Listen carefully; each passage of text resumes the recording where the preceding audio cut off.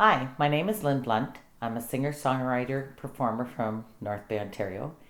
And recently, I've decided to get into a little bit of visual arts. So, the WKP Kennedy Gallery in North Bay, which is at the Capitol Centre, is having an art, I guess I don't want to say it's a competition, but you can submit up to 3 pieces of artwork that are based on a circle. And so I have decided to use 3 of my songs. The first one that I picked is Music Box. So many people aren't aware, but my song Music Box is about mental health. It's the push and the pull between the person who no longer wants to be here and the person who wants to save them. So as you can see, I've used a few different things in my concept of Music Box in my visual art piece. So I've used lyrics throughout the piece of art, and then on top of that, as you can see, the music box in the center is not what you would normally think of as a music box. It's actually somebody who feels trapped. And then the mirror is fractured. This is to demonstrate to the person looking into the mirror that sometimes when we have mental health issues, that what we're seeing isn't a true picture. It's fractured because at that moment, we can't see the world as it truly is. But through our eyes, it's all broken. All the different cogs throughout this picture are supposed to demonstrate how the machine just isn't working the way that it should. It's broken apart. It's exploded. In this piece, all these little footsteps that show almost like a boot, that's where the person's walking heavily through the world. And there are times they cross bridges. But then in this part here, the person's just teetering on the edge, trying not to fall in. But then they can't make it out, and they do fall in. But then they discover they really want to live. And that's where the bare feet come from. Those demonstrate the person has become grounded, and they're asking for help. And then they realize that the ones they love have been around them all the time, and they're always walking beside them. So this piece really means a lot to me, and I hope my song Music Box helps a lot of people who are going through mental health issues. The second piece I worked on was when I decided to do a piece using acrylic pour. Never did acrylic pour before. But what I've really found, it's a great way to release any kind of stress that you have. For me, art always had to be perfect. Growing up through school, you were taught how to grid art, which I was never very good at. And I always felt that you had to be really perfect at it. Lines had to be straight, that painting had to look real. I know that there were artists out there that didn't do that kind of art, but I just always thought that it had rules and regulations, and I'm discovering it doesn't have to be. So in this piece here, I took the lyrics from my song, and then on top of that, I used these CDs, see, recycle, reuse, reduce, and I put the lyrics from my song, Lovely Lady of the Violin, and then I had a puzzle that I wasn't very good at putting together, and I used the pieces from it to make the violin on here. So as I said, I don't know if either of these pieces will get chosen, but it really is a great way for me to express myself other than through my music. And I'm finding that I'm really enjoying painting. The third piece in my circle series for my submission to the WKP Kennedy Gallery is a song called The Writer. Now, this song is something that I wrote when I went to St. John's, Newfoundland to take a songwriting course with the Toronto Songwriting School. Murray Foster and Alan Doyle from Great Big Sea were there, as well as Amelia Curran. And so they got to talk to us a bit about songwriting and what their process is. So during my time there, everyone in the group would talk about their songs, or we'd just sit around and discuss different songs that were out there, and there'd be little one-liners. and they were like little golden threads that would jump into the air. And I'd say to somebody, I really like that line. Do you mind if I keep that? So that, along with my own thoughts, I came up with this song, The Writer, because we all felt something different about writing songs.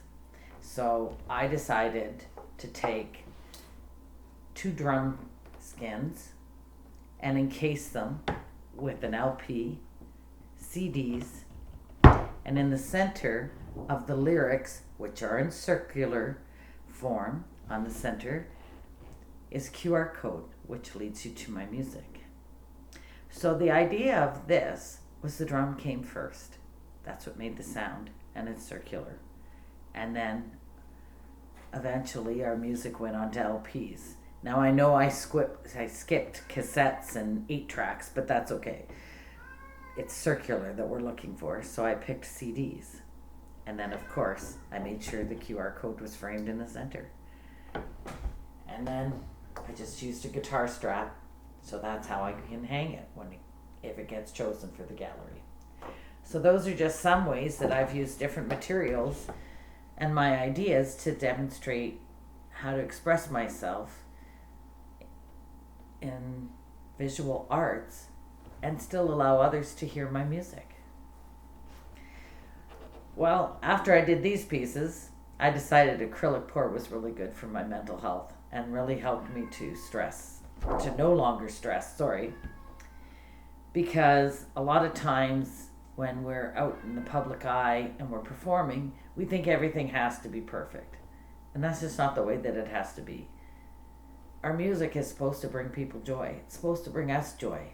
There's a lot that goes on when you're trying to be a musician and you're trying to put your music out there, that sometimes you just need an outlet that's just for you, that allows you to have some form of relaxation, and I've really found that with acrylic pours. So I'm going to show you a couple of the other pieces that I've worked on. I love this piece. I think it's one of my favorite ones. I call it World at Peace. And the reason why I call it that is you can't see anybody on this. So you don't see all the things going on in the world that make your mind work fast. There's a lot of political things that are going on in the world right now that make people feel very uneasy. I spent a month in Europe, and my cousins are just as worried on their side of the ocean as we are on this side with everything that's going on in the world. So I did this acrylic pour, and I just find that it shows the earth in a pleasant way with bright colors. And yeah, so I really enjoyed doing this, and I really like the blue shades that came out. With acrylic pours, you never know what you're going to get. You can start out on one side and slide everything off and not get a very nice picture. So I'm really learning that. It's not perfect, but sometimes you can really get the flow going and the paint moves in a direction that comes out really nice. I worked on this one. Now, it's a rectangular piece. Got away from the circles. And I just like the colors in this. My husband says that he thinks it looks a bit like the Northern Lights. It's a little muddy. But I just found that it was really relaxing doing it. There's a lot to learn about acrylic pouring. I don't know a whole lot. There are different mediums that you can use. Right now I'm using glue and I use soap. So they help to move the colors. I'm finding black tends to move colors differently than white. And I'm also finding that painting the canvas with some white and having it a little bit more watery works much better than using a dry canvas. So those are some of the things that I'm learning while I'm exploring acrylic pours. So this one here looks kind of like the earth if we stretched it out.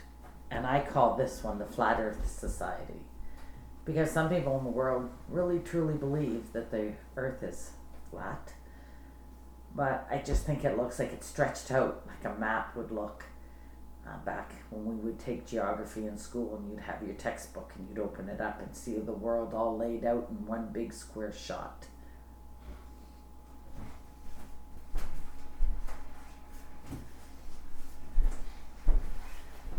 The last piece I did is called Hidden Dragons, because to me, this kind of reminds me of Mordor.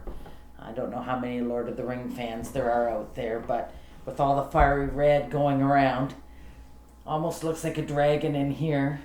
There's another dragon-like shape that came out here, and then the glitterness throughout the painting, I find, could almost be gold in the rocks. So this was a hard one to do. It's the biggest one I've done yet. It was hard to control the paint shifting from one side to the other. I definitely did this one outside because it would have been too difficult to try and do it in my kitchen because paint goes everywhere. There was a lot of paint on this particular one. And so it slid pretty quickly. The red was a little more than what I had originally intended. But like I said, sometimes you don't know what you're going to get.